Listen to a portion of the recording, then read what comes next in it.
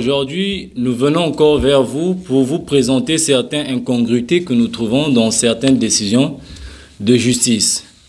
Loin de nous l'intention de juger ces documents qui viennent des experts de droit, ceux qui l'ont déjà étudié, mais quand même, étant profanes de droit, nous remarquons certains éléments qui nous donnent matière à réflexion. Nous avons ici un même parquet qui a pris 4 réquisitions différentes et contradictoires en l'espace d'un mois, dont les 4 contenus. Dans le premier ici, nous avons une réquisition du ministère public, Cour d'appel de Brazzaville, réquisition numéro 217, datant du 18 novembre 2006. Nous lisons donc les parties essentielles. En conséquence, tel huissier de justice de procéder à l'exécution de l'ordonnance répertoire numéro 114 du 26 avril 2019, rendue par le président du tribunal de grandes instances de Brazzaville. Considérant qu'il excipe les réquisitions 098 du 18 juin 2019 sont prises en violation de celle numéro 89 du procureur général près de la Cour suprême du Congo datée du 13 mai 2019, portant sur l'exécution de l'arrêt du 29 mars 2019 rendu par la Cour d'appel de Pointe-Noire. Qu'il y a lieu de se rendre compte que non seulement l'ordonnance du 26 avril a été rendue par une juridiction inférieure, il faut bien noter ce que le procureur général, l'avocat général du parquet général de la Cour d'appel de Brazzaville, il faut bien noter ce que lui-même il souligne dans un premier temps, que selon l'ordonnance du 26 avril 2019, prise par le président du tribunal de grandes instances de Brazzaville, que cette ordonnance avait été rendue par une juridiction inférieure, mais que la dite juridiction n'est pas territorialement compétente en ce que le centre médical social CMS situé en PACA et la chaîne radio-télévision RTA-OPH sont tous implantés à Pointe-Noire. Que dès lors, le président du tribunal de grandes instances de Brazzaville, qui n'est pas compétent, ne pouvait le 26 avril rendre une telle ordonnance. Alors, chers amis, ceux qui nous suivent et nos chers maîtres, nos chers magistrats, vous qui lisez le droit en profondeur, comment pouvons-nous comprendre que, en date du 29 mars 2019, il y a la Cour d'appel de Pointe-Noire qui sort un arrêté en faveur de l'association Luzolo OPH, récépissé 884/83, représenté par M. Charles Mikungi Lundu. Et à la suite donc de cet arrêt de la Cour d'appel de Pointe-Noire, vient des réquisitions pour accompagner l'exécution de cet arrêt. Mais nous avons à Brazzaville un certain président de tribunal de grandes instances qui prend une ordonnance pour chercher à faire asseoir des réquisitions prises par la Cour suprême de Brazzaville pour ne pas faire exécuter l'arrêt de la Cour d'appel de Brazzaville. Alors là, c'est comme on le dirait dans un jargon courant, un directeur de collège qui veut donner commandement à un recteur d'université, un proviseur de lycée, ce qui ne peut pas d'abord se faire. Voyez là, nous nous abstenons de lire, mais les documents sont référencés et datés. Vous pouvez savoir de qui nous parlons. Nous avons ici réquisition du ministère public, Cour d'appel de Brazzaville, parquet général, numéro 217. Le document est cité et est mis aussi en copie pour les besoins de l'émission. Alors, en conséquence, il rétracte toutes ces dispositions des réquisitions numéro 098 datées de Brazzaville du 19 juin 2019. Réquisition prise par qui? Par le président du tribunal de grandes instances de Brazzaville. Ce même parquet encore, Cour d'appel de Brazzaville, toujours le même procureur, il revient encore pour confirmer sa décision après analyse parce que il y a eu certainement les amis de la partie perdante qui sont allés faire des réclamations et après analyse du dossier, il revient pour la première fois. Là, nous avons le premier dossier, document lu et répertorié numéro 217. Alors, le 221, procureur général près de la Cour d'appel de Brazzaville. Nous lisons l'essentiel. Vu les pièces versées à l'appui de la demande en rétractation du 26 novembre 2019, notamment l'arrêt du 29 mars 2019 rendu par la Cour d'appel de Brazzaville, ainsi que les réquisitions de monsieur le procureur général près de la Cour suprême en notre possession et en notre faveur, en date du 13 mai 2019, mais aussi l'ordonnance rendue à l'époque par le président du tribunal de grandes instances de Pointe-Noire en date du 5 avril 2019, qui est en même temps l'auteur de l'ordonnance du 26 juin 2019, devenu entre-temps président du tribunal de grandes instances de Brazzaville, attendu que l'arrêt du 29 mars 2019 constitue un titre exécutoire qui produit ses pleins et entiers effets. L'expression n'est pas utilisée par nous, on souligne ça. Donc, l'arrêt de la Cour d'appel de Pointe-Noire du 29 mars 2019 constitue un titre exécutoire au 1, au 2, produit ses pleins et entiers effets.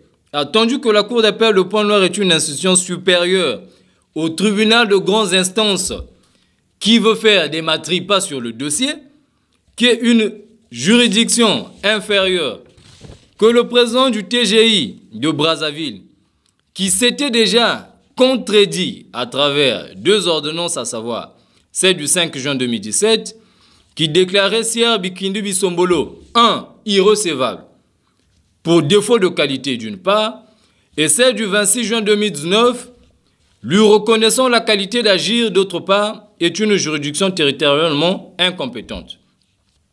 Attendu par ailleurs que le procureur général près de la Cour d'appel de Brazzaville est sous l'autorité supérieure du parquet général de la Cour suprême, attendu que l'arrêt du 29 mars demeure exécutoire et que toutes mesures utiles doivent être prises pour qu'il soit respecté, requiert l'exécution de l'arrêt rendu par la Cour d'appel de Pointe-Noire. Nous nous arrêtons là. Fait au parquet général Brazzaville le 2 décembre 2019, le procureur général, le nom y est caché et signature, nous vous mettons le document en copie. Alors, la question que nous nous posons ici, ça c'est le deuxième document qui sort de ce même parquet, où on reconnaît Osier Bikindu Bisombolo par le même président du tribunal de grandes instances de Brazzaville, que Bikindu Bisombolo avait défaut de qualité, était irrecevable pour défaut de qualité. C'est écrit noir sur blanc, d'une part. Et deuxièmement, il y a une incompétence territoriale, parce que les biens pour lesquels ils veulent aller prendre une ordonnance pour mettre sous séquestre ne s'y trouvent pas à Brazzaville, alors que l'ordonnance est faite à Brazzaville par le président du tribunal de grandes instances de Brazzaville, qui est une juridiction inférieure. C'est le collège ici, ce n'est pas le lycée. Alors qu'à Pointe-Noire, c'est le lycée qui a tranché l'affaire. Mais quand même, il se prend ces grades-là pour sauter tous les départements. Il quitte de Brazza, le Poul, la Bouenza, la Lekoumou. Il saute même le Kulou pour atterrir à Pointe-Noire pour venir gérer les biens qui se trouvent à Pointe-Noire.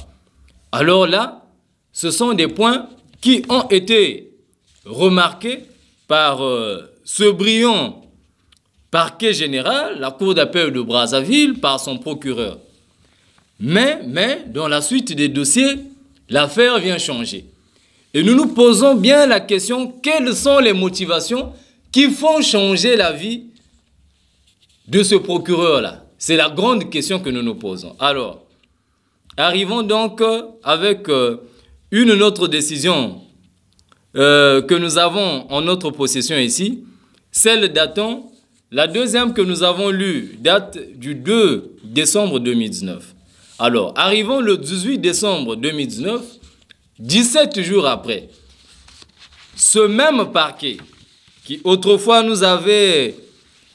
qui avait reconnu la victoire incontestée de l'arrêt de la Cour d'appel de Pointe-Noire, le défaut de qualité de Jean-Pierre Bikindu Bisombolo a engagé l'association qui avait reconnu que le TGI de Brazzaville était une juridiction inférieure par rapport à la Cour d'appel de Pointe-Noire, qui avait reconnu le défaut l'incompétence territoriale, j'allais dire, dans la gestion des biens se trouvant à Pointe-Noire par le tribunal de grandes instances de Brazzaville. Mais le 18 décembre 2019, ce même parquet a changé. Et nous nous posons la question, qu'est-ce qui a fait que ce parquet-là vient à changer d'un coup? Alors, nous lisons encore le troisième document en notre possession. Provenant du même parquet, Cour d'appel de Brazzaville, parquet de monsieur le procureur général, datant du 18 décembre 2019. Monsieur le procureur général près de la Cour d'appel, vu la requête introduite par monsieur Bikindu Bisombolo Jean-Pierre, agissant en qualité de délégué permanent du président fondateur de l'association Luzolo Amour au PH, en date du 12 décembre 2019. Alors, il a lieu de faire remarquer que dans le second document, il a bien approuvé que il y a le tribunal qui avait déjà dit que Bikindu Bisombolo Jean-Pierre était irrecevable et il avait défaut de qualité. Mais là au moins, il revient encore pour donner maintenant qualité à M. Jean-Pierre Bikindu Bisombolo pour être délégué permanent du président fondateur. Et ces dispositions-là lui sont déjà, je ne dirais pas retirées, mais à la suite donc de plusieurs interventions au niveau de la Cour d'appel de Brazzaville, l'arrêt de la Cour d'appel avait sorti que M. Jean-Pierre Bikindu Bisombolo avait défaut de qualité pour engager l'association, parce que s'il est délégué permanent du président fondateur, ce dernier doit apporter un support ou un mandat venant de son chef, le président fondateur Guy-Émile Houphouët-Boigny, pour lui dire de ramener tel dossier, d'instruire tel dossier à la justice ou pas, de modifier les textes fondamentaux ou pas, de démettre les membres de l'association ou pas. Il est encore reconnu à cette même personne dont on avait déjà dit depuis mars qu'il n'avait pas qualité, il n'avait pas de mandat, il ne pouvait pas démettre. On le reconnaît encore en sa qualité de délégué permanent. Nous continuons la suite. Qu'une procédure est pendante devant la Cour suprême du Congo, opposant l'association Luzolo Amour au PH, représentée par M. Bikindu Bisombolo Jean-Pierre, à Charles Mikungi Lundu, suite à un pourvoi formé contre l'arrêt du 29 mars 2019, rendu par la Cour d'appel de Pointe-Noire dans la cause opposant les deux parties. Alors, les deux parties citées dans cette belle introduction de cette réquisition de la Cour d'appel de Pointe-Noire font rire. Parce que, ici, M. Jean-Pierre Bikindu Bisombolo est reconnu comme représentant de l'association Luzolo Amour au PH. Et M. Charles Mikungi Lundu ici est comme un simple citoyen, un simple frère à la base. On ne sait pas qui il est. Est-ce que c'est M. Mikungi qui veut attaquer Luzolo? Voilà pourquoi Bikindu Bisombolo, en tant que délégué permanent, vient défendre. Là déjà, nous inscrivons le faux dans ce document. Pourquoi le faux? Parce que dans ces mêmes tribunaux-là que nous sommes passés, à Brazzaville notamment, sur un procès où nous avions parlé de usurpation de titre. Quel titre? Donc, M. Charles Mikungi Lundu est président adjoint des sections de Pointe-Noire, des sections Mont-Arrat du Congo et du monde entier. Sur cette citation directe, il était plaidé non coupable. Alors, pendant qu'on dit qu'il est non coupable, ce qui veut dire que le tribunal reconnaît au moins en lui cette fonction ou cette qualité de président adjoint des sections Mont-Arrat du Congo et du monde entier. Et aussi, il y a un mandat notarié des frères et sœurs de l'association Luzolo Amour au PH, la majorité des associés, qui lui ont donné plus de 30 000 associés, qui ont donné mandat au frère Charles Mikungi Lundu à représenter l'association Luzolo Amour au PH. Et fort de cela, non pas au lieu qu'on le place représentant de l'association côté 884/83, 83 ici représente l'année à laquelle l'association Luzolo Amour a été créée et reconnue au Congo-Brazzaville. Le 15 avril 1983. Alors que l'autre récépissé, l'autre association, j'allais dire, défendant M. Jean-Pierre Bikindu Bisombolo, date du 12 avril 2015. Regardons un peu ce fossé qui est entre 1983 et 2015. Et quand même, on veut désigner M. Bikindu Bisombolo, qui a été autrefois hier irrecevable, défaut de qualité, il n'a pas mandat d'engager l'association. C'est lui qui devient représentant de Luzolo ici. Et M. Charles Mikungi, un simple frère à la base. Nous continuons encore pour montrer que dans la gestion de ce dossier Luzolo Amo, apparemment, comme l'a dit Alexis Mbongo la dernière fois, il n'y a plus de pots de vin qui circulent, mais il doit y avoir des pots de champagne qui doivent circuler. Parce que cette motivation de tripoter les réquisitions, les ordonnances, les ceci ou le cela, tous les documents qui sortent de la justice dans le traitement de cette affaire, nous laissent à réfléchir. Regardons encore ce qui vient ici. En conséquence, ordonnons la mise sous administration judiciaire du centre médical social CMS situé en PACA 120, de la chaîne radio et télévision RTA-OPA de l'association, tous situés à Pointe-Noire. Désignons M. Obourabassi Gaëtan Victoire et M. Obondé Alphonse en qualité de co-administrateur judiciaire. Alors là aussi, il y a un grand problème. Nous avons dans l'ordonnance venant du président du tribunal de grandes instances de Brazzaville qui vient pour nommer des co-administrateurs pour venir gérer des biens appartenant à l'association Luzolo Amo OPA, des biens appartenant aux associés. Et ces biens-là ont été acquis par les frères et sœurs du récépissé 880K/83.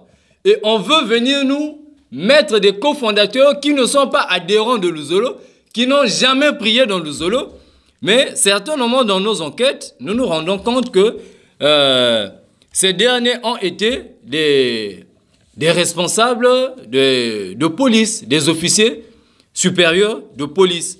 Alors, on se pose la question, pourquoi on n'a pas pris des civils pour mettre co-administrateurs dans la gestion, dans la co-gestion de nos biens qui nous appartiennent? On nous prend des sous-officiers qui ne sont plus en fonction pour être co-administrateurs de nos biens à nous. C'est la grande question que nous nous posons. Parce que, ici, là, je crois qu'il y a une forme masquée de trafic d'influence. Parce que nous saurons qu'un tel est là-bas, il a été ceci, il fera cela, donc nous allons nous plier. Alors que les biens ne leur appartiennent pas. Et les biens n'appartiennent pas à un tribunal, les biens appartiennent à un associé. Dans le cas échéant, les biens appartenant à des associés, rien que les sections de Pont-Noir et du Kouilou comportent plus de 15 000 frères et sœurs. Mais on peut organiser une assemblée générale pour mettre à la tête au conseil d'administration ou au comité de gestion au niveau du CMS, qui n'est plus CMS, qui est aujourd'hui clinique, qui fonctionne d'ailleurs très bien, ainsi que notre radio et notre chaîne de télévision. Mais si le besoin se fait sentir, mais nous ne sommes pas dans ce besoin, mais on nous désigne des non-luzolifiés, c'est-à-dire des gens qui n'ont jamais porté la tenue que j'ai moi là, qui n'a jamais prié au nom de Guy-Émile, qui puissent venir gérer des biens appartenant à qui? À Guy-Émile ou Fassé-Tukawa. Alors là aussi, nous trouvons qu'il y a anguille sous roche. Il y a problème là, dans la co-gestion de ces biens. Nous continuons encore la suite. Disons que les co-administrateurs désignés ont pour mission de gérer, en bon père de famille, le centre médical social, la chaîne de radio et de télévision, jusqu'au règlement définitif du litige au fond opposant l'association Luzolo Amo OPH à Charles Mikungi Lundu. En effet, M. Charles Mikungi Lundu n'a jamais eu un problème avec l'association. Parce que là où on semble le noircir, le destituer par M. Jean-Pierre Bikindu Bisombolo, eh bien, les deux ont été nommés par le président fondateur. Ce n'est pas M. Bikindu Bisombolo qui a nommé Charles Mikungi Lundu. Et l'unique chose que nous avons demandé jusqu'à ce jour, qui n'a jamais été produit, c'est le support du maître. Parce que le maître a dit, si on vous apporte une instruction venant de moi, demandez où est le support, soit audio, soit écrit. Et nous, nous reconnaissons l'écriture de notre maître, nous reconnaissons la voix de notre maître. Jusque-là, chose qui n'a pas été faite, et M. Bikindu semble opposer l'association à Charles Mikungi Lundu, chose qui n'est pas le cas, alors que pendant que le tribunal de Brazzaville avait déjà reconnu à Mikungi Lundu Charles qui pouvait jouir pleinement de la qualité de président adjoint de toutes les sections du Congo et du monde entier et d'être le mandataire général qui avait été désigné par les associés pour mettre les réformes dans l'association. Chose qui n'est pas seulement faite par un tribunal ni par les associés, mais c'est confirmé audiblement par la voix de Guy-Émile Houphouët-Boigny, l'unique garant de l'association Lozolo Amour au PH.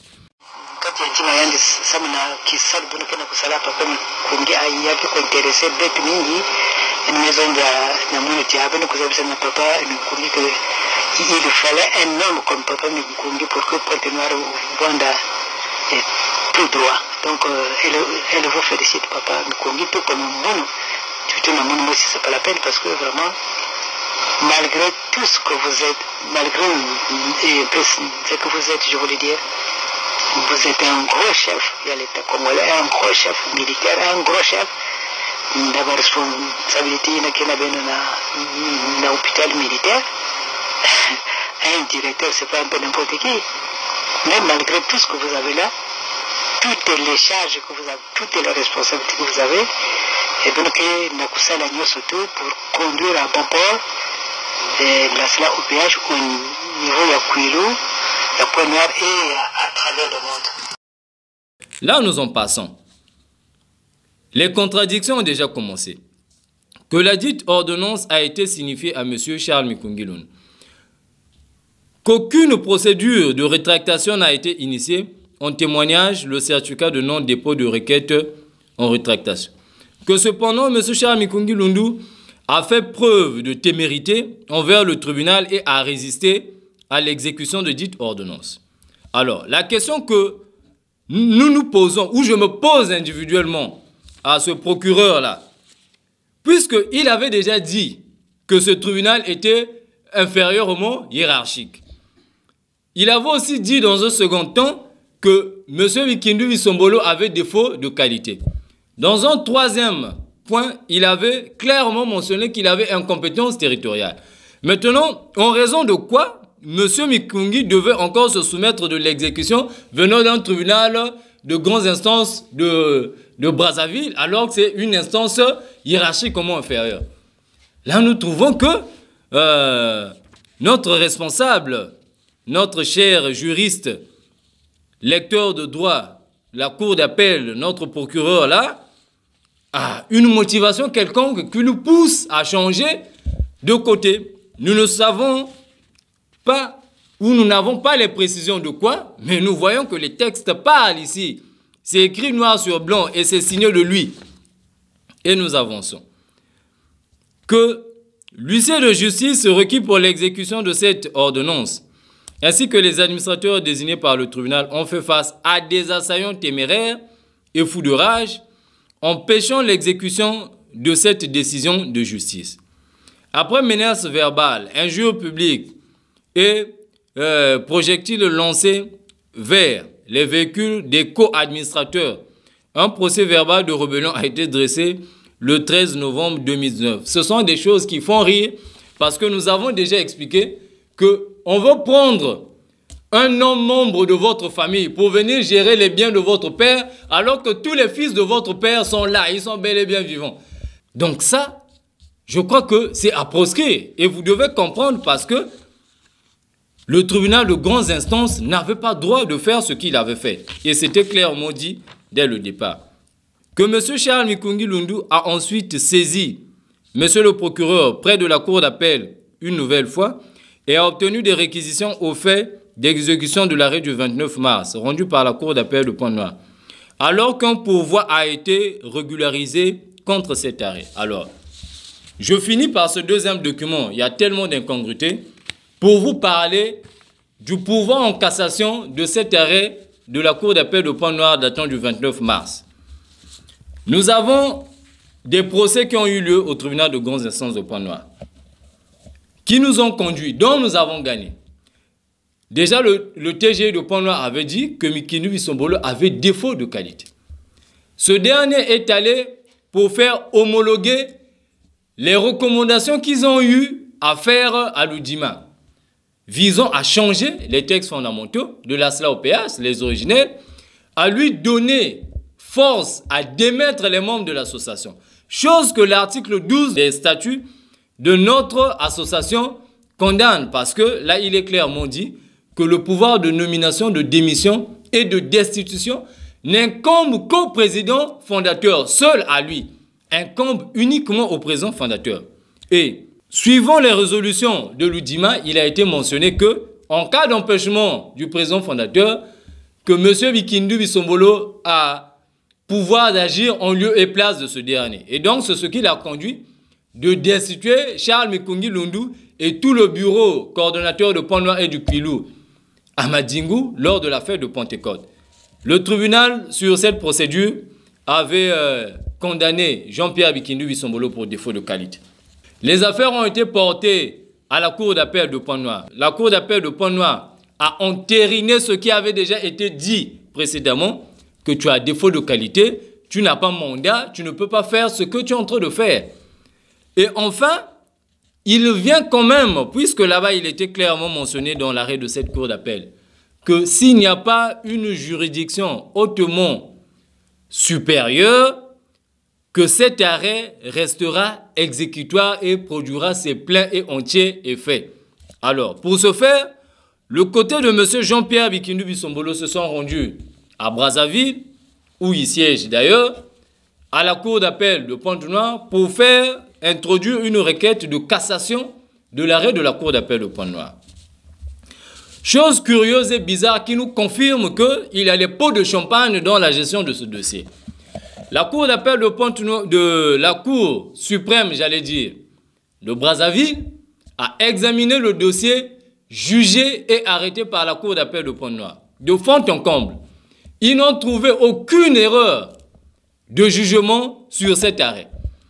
Et ce que eux ils vont faire, après plusieurs reports, et le jour du délibéré, il y a eu plusieurs manigances déjà le jour du délibéré dont nous avons donné la teneur, où l'huissier a remarqué que les pages de la gestion de notre dossier dans le plumitif avaient été arrachées, ne s'y trouvent plus.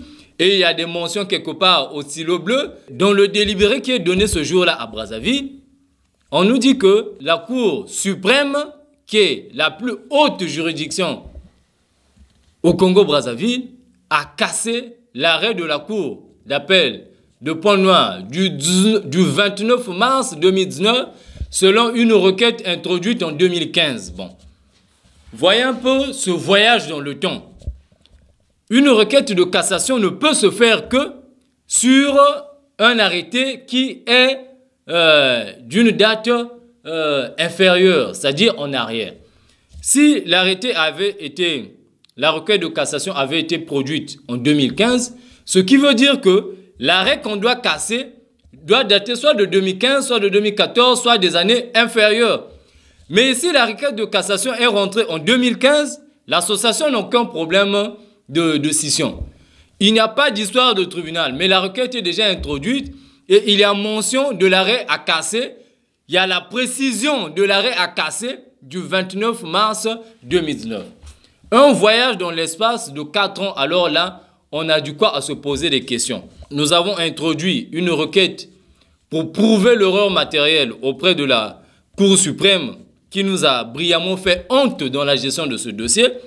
Jusque-là, 2019 à 2022, on est toujours en attente de ce dossier qui n'a jamais eu suite jusque-là.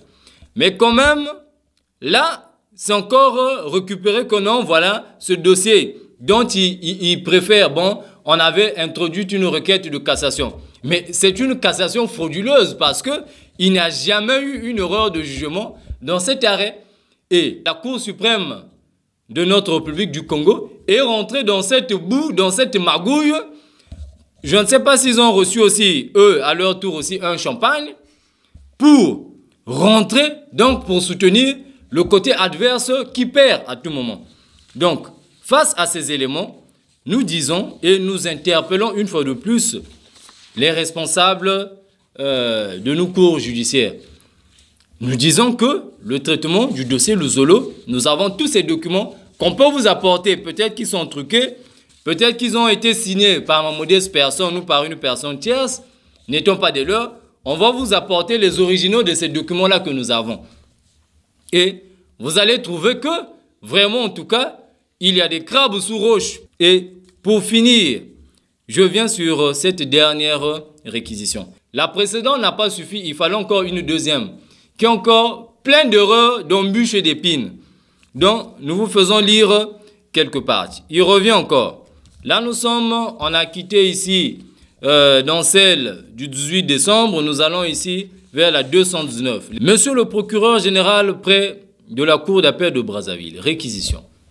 Vu la requête introduite par M. Bikindu Bisombolo Jean-Pierre, agissant en qualité de délégué permanent du président fondateur de l'association Luzolo Amoro PH en date du 20 novembre 2019, vu les dispositions de l'article 60, qu'en date du 26 avril, M. le président du tribunal de grandes instances de Brazzaville rendait l'ordonnance 141 dont le dispositif est le suivant. Il revient encore sur ce qu'il avait dit, que cette ordonnance est prise par une juridiction inférieure. Il répète encore, ordonnant la mise sous administration judiciaire du CMS situé en PACA, de la chaîne de télévision Radio Télé Luzolo Amoro, tout situé à Pointe-Noire. On a déjà expliqué. Troisième moment, il approuve encore que M. Bikindu Bisombolo agit en qualité de délégué permanent du président fondateur, mais qui nous donne le mandat par lequel où le président fondateur, lui qui avait nommé un comité de gestion, qui avait nommé un superviseur du centre médical social de Pointe-Noire, la note circulaire y afférente hier, il avait nommé un responsable gérant le comité, le conseil d'administration, j'allais dire, de la RTOPH, qui nous donne, qui revient vers nous avec un support écrit ou audio du président fondateur, puisqu'il est son délégué permanent, qui stipule que toi qui avais été nommé président du conseil d'administration, tu ne l'es plus sur ordre du président fondateur. C'est tout ce que nous voulons. À ce moment-là, quiconque comprendra, qu'il soit Ngunza, qu'il soit témoin de Jéhovah, qu'il soit je ne sais pas de quelle obédience religieuse, il pourra venir gérer parce que ce dernier a été mis en place par le président fondateur. Mais tant que ces supports-là ne sont pas produits, tout ça, c'est du maquis, comme on le dit dans le langage courant. Il y a que le vous. On finit par là. Disons que les corps administrateurs désignés ont obligation de dresser un rapport trimestriel de gestion adressé à M. le président du tribunal de grandes instances de Brazzaville. Disons qu'il nous sera référé en cas de difficulté. Rappelons que la présente ordonnance est exécutoire par provision sur simple minute. Avant enregistrement, nous ne postons toute voie de recours. Cette phrase revient toujours que la dite ordonnance a été signifiée à M. Charles Mikungi Lundu. Et quand nous avançons plus loin, parce que le texte il est tellement long, attendu que les biens mis sous administration judiciaire sont des biens de l'association Luzolo Amoro OPH ayant pour siège administratif Brazzaville. Dans les deux premiers documents, les deux premières réquisitions, j'allais dire, que nous vous avons lues, il a bien dit que ces biens s'y trouvent à Pointe-Noire et que le TGI de Pointe-Noire ne pouvait pas sortir des réquisitions pour ça. Et là, il change d'expression. Il dit que c'est vrai que il y a une distance entre Pointe-Noire et Brazzaville, mais entre-temps, Pointe-Noire et Brazzaville s'y trouvent dans le Congo. Bon, en tout cas, nous ne savons pas que dire de ces affaires-là. Nous avons, si nous passons par les médias, ce n'est pas parce que nous voulons faire du bruit. Mais plutôt, c'est pour interpeller ceux qui sont encore